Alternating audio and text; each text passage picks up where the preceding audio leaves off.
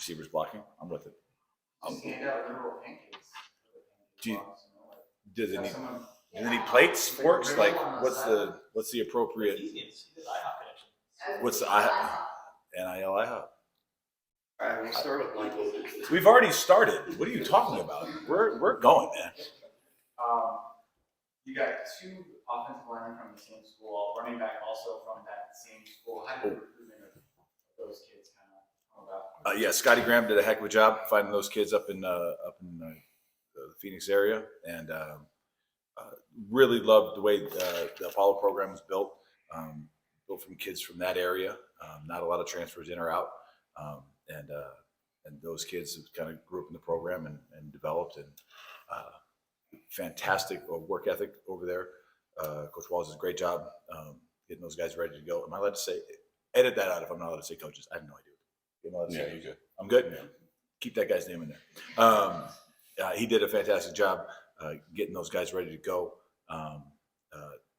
They, come from a tough background, all three of them, but they've worked their way through it, and we're really excited. We're adding those kinds of kids to this program.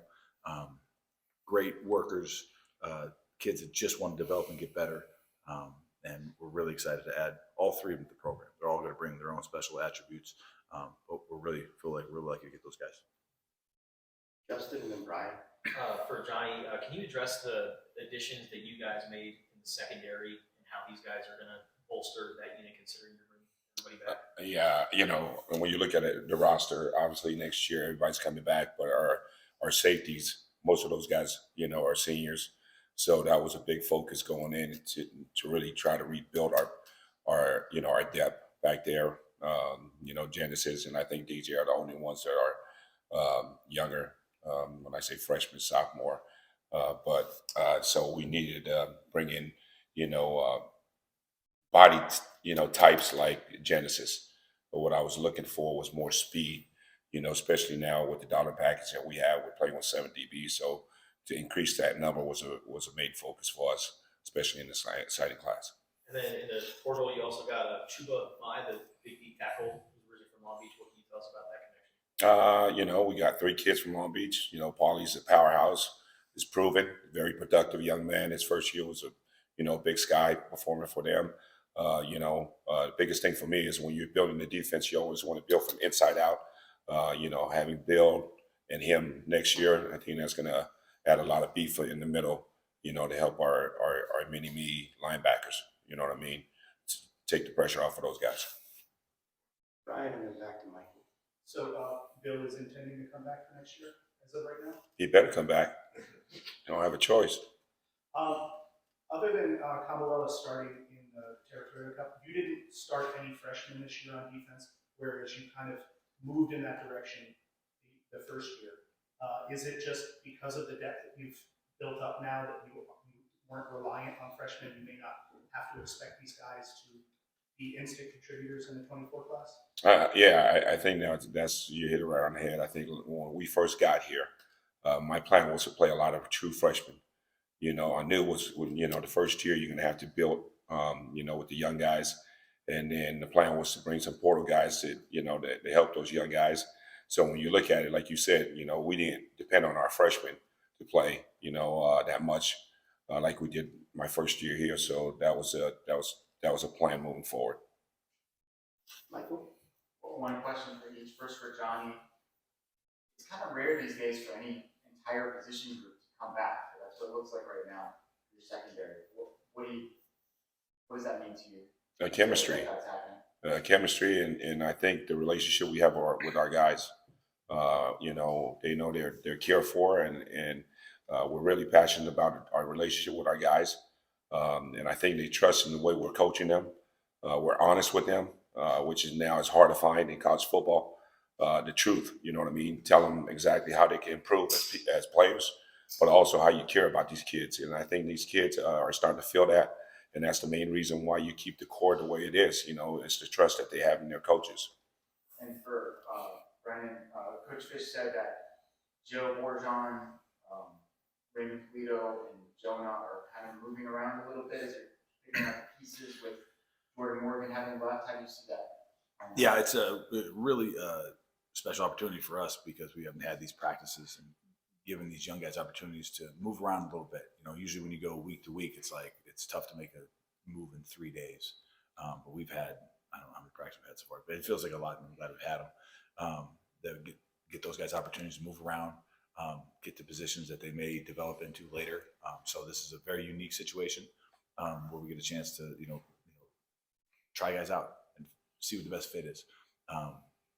All 3 of those guys you mentioned have the ability to play tackle, and we're still kind of working through. We'll probably finalize it when we get to Texas and figure out what the best format is. But all those guys will be fine if they go in there. Really excited about what they've shown in practice this week, and really the progress that they've had in those roles. So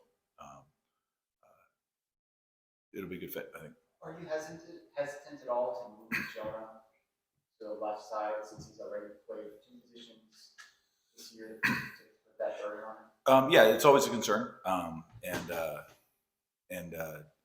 If we didn't have this time, I wouldn't do it, but we do. So we have time to work it out and develop. And fortunately, Jones is a fantastic athlete, so he can move in and out wherever he needs to. But it does take some time, and we've been granted that time. So it's a unique situation. It's a fantastic situation that Jordan's moving on to the NFL, and he's going to go live his dreams and do all those cool things. And then that's giving some new guys some opportunities. So it's special all around. Jordan and Jason. This one's for Brennan. With Dylan Catholic, he played on both sides of the ball throughout his career. What ultimately did you see would make him a good fit on the offensive side? Yeah, really, he's got tremendous ball skills on both sides of the ball. So we had him here in one of those 7-on-7 camps over the summer, and you couldn't take your eyes off him. And it didn't matter who was on offense or defense; like he's catching the ball one which way, shape, or form. Had a lot of picks on defense. Just a natural football player is the best way to put it. He just has a great knack for finding space, for making plays. So it may not be a traditional role that we have him in, but he's a special kid. So we're excited to have him for the program. Jason and then Jenna.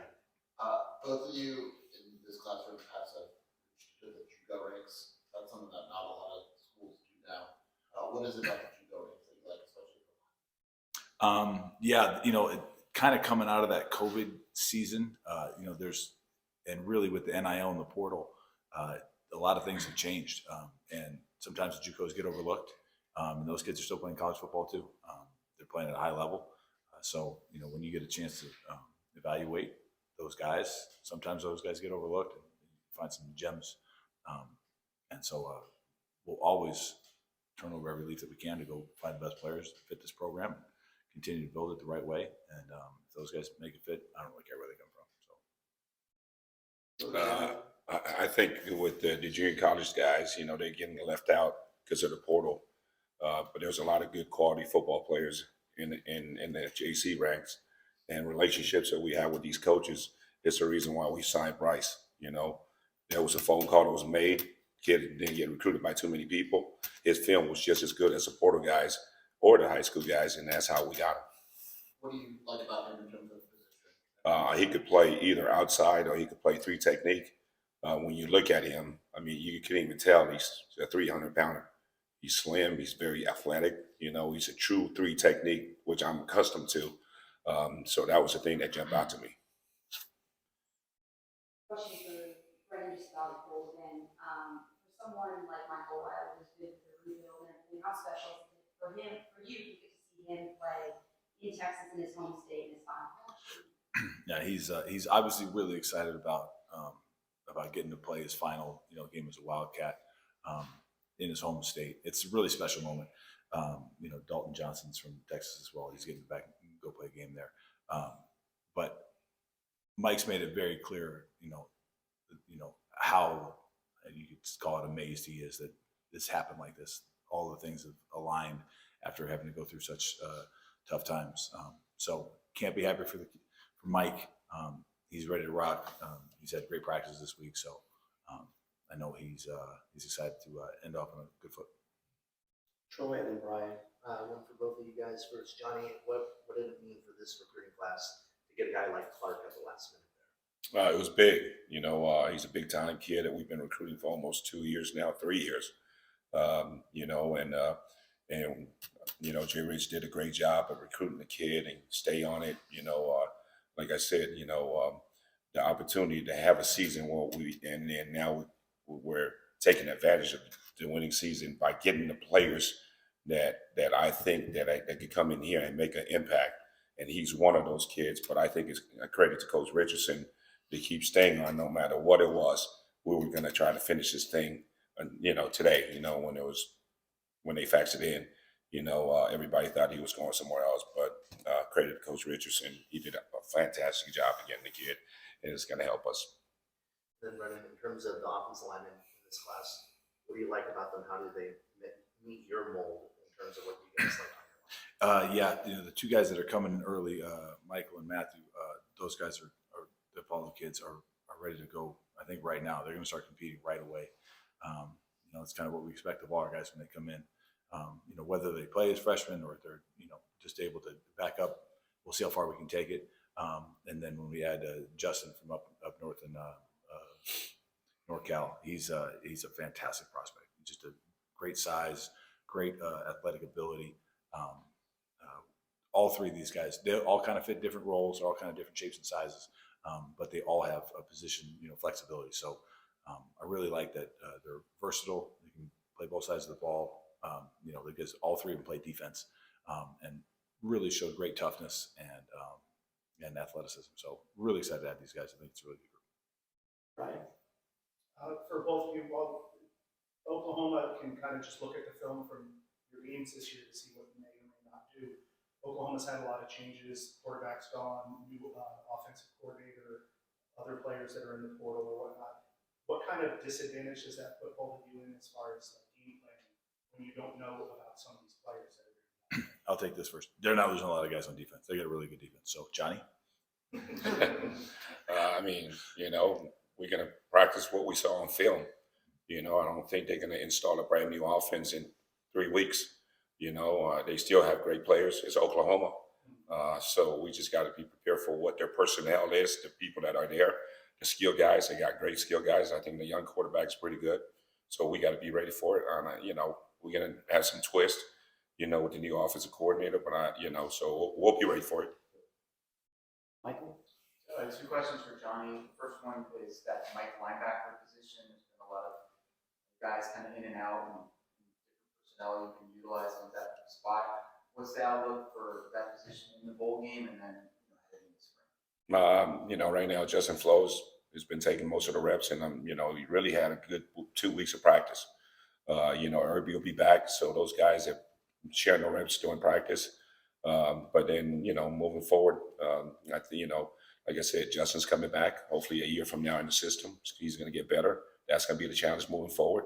And then the young guys, we got to get stronger and faster. But we, you know, Kamo and Tay, you know, it's going to be some competition this spring.